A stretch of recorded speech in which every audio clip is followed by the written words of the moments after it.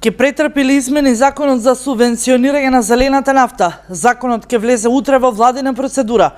Со предлогот на земјоделците ќе им се овозможи за 50% поевтина нафта. Агенцијата за финансиска поддршка ќе им доставува платежна картичка со одреден износ во зависност од големината на земјоделските стопанства. Председателот на Сојузот на земјоделски здруженија од Југоистокот ја поздравува одлуката, што конечно некој проблемот ќе го стави на маса. Ние од таа седница, значи, што ќе се реши за субвенционирање на зелената нафта, очекуваме позитивен сигнал од владата и мислиме дека ние имаме и пред тава изјава, сакаме да одиме и до 70% субвенционира, со това да се мотивират младите луѓе да работат на земјоделие. Исто така сакаме еден дел да се субвенционира и бензинот, бидејќи ние наводнуваме со моторни помпи во низинскиот дел, каде што има отворен тип на канали, да се, значи, субвенционира и горивото на бензин.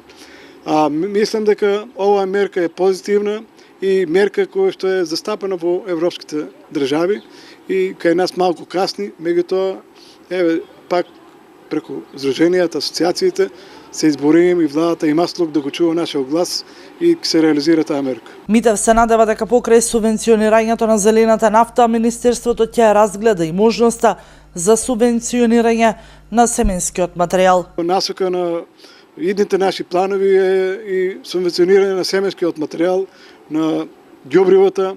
Веќе владата почна со некои мерки, каде што меркантилната пшеница, значи семенскиот квалитетен материјал се субвенционира и се доаѓа до поголеми приноси. И мислиме дека това треба се деси и во градинарството, бидејќи има енормно скапи семења, до 10 динара по семка плаќаме. Зелената нафта од Министерството за земјоделство изминатите неколку месеци се најавуваше како решение кое ќе го ублажи ударот од зголемување на акцизата за дизел горивото воведено во ноември 2017. Целта на измените е намалување на производствените трошоци и поконкурентно производство.